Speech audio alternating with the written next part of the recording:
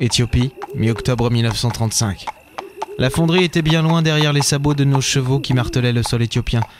Nous avancions tranquillement au trot, le soleil se levant derrière nous, les derniers bruits de la nuit allant en s'effaçant. Durant la bataille qui opposait les Italiens aux Éthiopiens aux portes de la fonderie du roi Salomon, nous avions recueilli Bartholomé qui prétendait être, je cite, le preneur de son du feuilleton. Vous y croyez, vous ? Moi, oui. Parce qu'en même temps, j'ai combattu un poussin armé d'une mitraillette plusieurs épisodes auparavant, alors je suis à peu près à tout. Faites attention avec votre truc là, vous. C'est une perche avec un micro au bout, mademoiselle. Ouais, et ben votre truc là, il a failli me frapper la tête une nouvelle fois. Bugs, écartez votre cheval du mien, et puis votre ami, il s'est pas rangé son engin là. Je dirais que si, parce que sinon, vu qu'il est derrière moi, je serais plutôt mal à l'aise. Monsieur Bartholomé, c'est bien ça? Ah oui, Bartholomé, oui. Que faisiez-vous sur le champ de bataille? Vous avez un léger accent français, je dirais.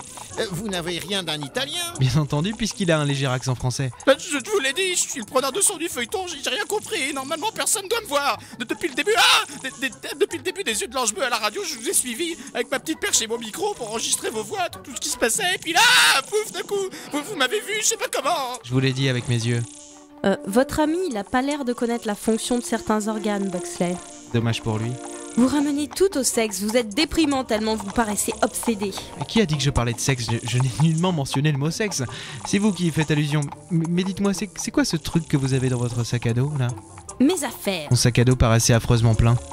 Si bien qu'une bretelle d'un de ses soutiens-gorge dépassait de l'ouverture. Elle y avait mis autre chose que ses vêtements, mais quoi? Des grosses affaires?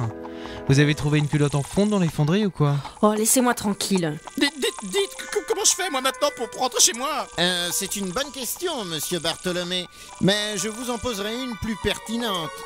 Où est-ce chez vous? En France.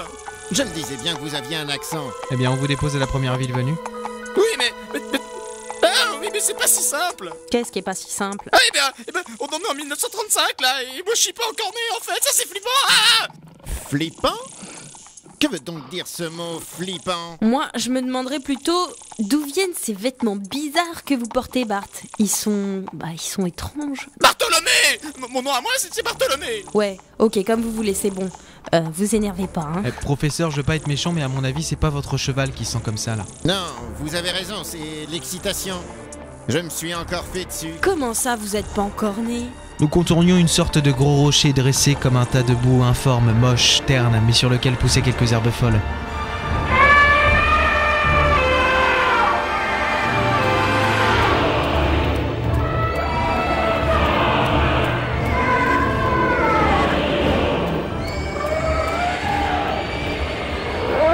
Mon Dieu! Ah! C'est quoi ça? Mais c'est quoi ça? Qu'est-ce que c'est? Arrêtez de bouger, vous allez tomber de cheval!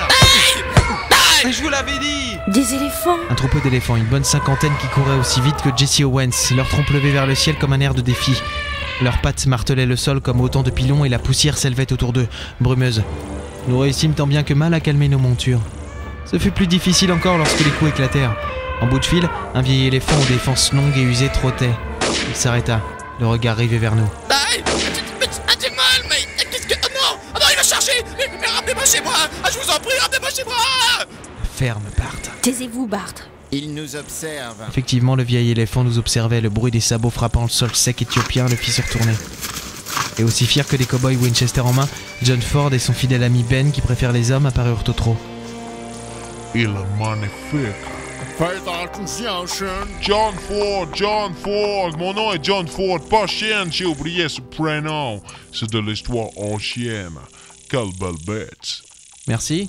Il parlait pas de vous, Buxley. J'essayais juste de détourner son attention de l'éléphant, moi. Hein. Mon Dieu, Ben, ne serait-ce pas nos amis anglais? Je crois que oui, John. Vous ne m'empêcherez pas de battre ce vieux pachyderme. Le professeur qui est âgé et gros, certes, mais ce n'est pas un pachyderme. Monsieur Buxley, je vous en prie. Mais quoi, j'essayais juste de détourner son attention de l'éléphant, moi. Et nous nous regardions tous en chien de faïence. Les Américains, le vieil éléphant qui ne bougeait toujours pas, et nous quatre. Laura, Bart, le professeur Key et moi. Sans réellement savoir qui allait tirer le premier. Je ne comptais pas parier sur l'éléphant. C'était déjà ça de gagner.